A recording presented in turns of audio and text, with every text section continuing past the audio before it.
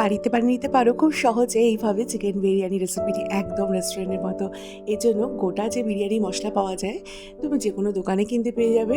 সেই মশলাগুলোকে একটু ড্রাই রোস্ট করে এটাকে ভালো করে গুঁড়ো করে নিচ্ছি। এইবার চলে যাবো ম্যারিনেশনের জন্য আদা রসুন লঙ্কা বাটা, একটু টক দই, একটুখানি লঙ্কার গুঁড়ো, একটু ধনে গুঁড়ো, একটু চিকেন মশলা, আর দেবো কাশ্মীরি লঙ্কার গুঁড়ো, আর স্বাদ অনুযায়ী নুন দিয়ে ভালো করে মাংসটাকে মেখে ম্যারিনেশনের জন্য রাখবো টানা 1 ঘন্টার মতো। অপর দিকে বেরেস্তার জন্য পেঁয়াজ কুচিয়ে নিচ্ছি। পেঁয়াজটাকে ঝিরিঝিরি করে কাটতে হবে। আর চালটাকে এখানে আমি 1 কেজি চাল 1 কেজি চিকেন নিয়েছি। চালটাকে ভালো করে জল দিয়ে ধুয়ে ভিজিয়ে রাখছি। ওই যতক্ষণ না প্রিপারেশন হচ্ছে ততক্ষণের জন্য। এবার চিকেনটাকে ম্যারিনেশনে রেখে দিয়েছি। অপর দিকে চলে যাচ্ছি বেরেস্তা বানাতে। ভালো করে সাদা তেল গরম করে পেঁয়াজটাকে ভালো করে হাই ফ্লেমে ভাজতে হবে, এরকম ব্রাউন কালারের পর্যন্ত।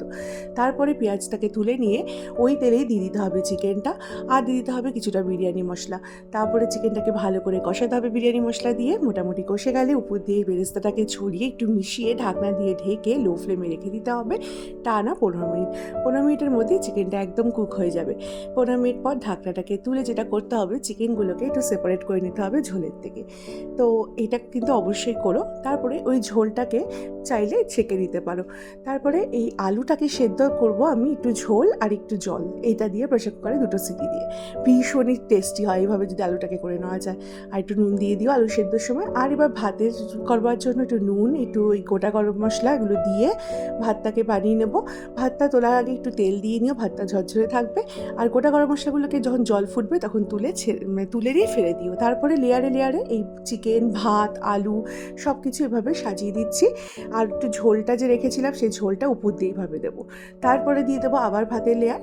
তারপরে একটু দুধের মধ্যে স্যাফরন আর একটুখানি ফুড কালার দিয়ে আর বিরিয়ানি মশলা দিয়ে ভালো করে মিশিয়ে নেব। দিয়ে এবার এই যে মিশ্রণটা এটা ভাতের উপরে মানে লেয়ার করা হয়ে যাওয়ার পর একদম উপর দিয়ে দেবো। তারপর যেটা দেবো একটুখানি গোলাপ জল, একটুখানি কেওড়া জল, আর একটুখানি কয়েক ফোঁটা বিরিয়ানির সেন্ট যেটা হয় মিঠা আতর সেটা।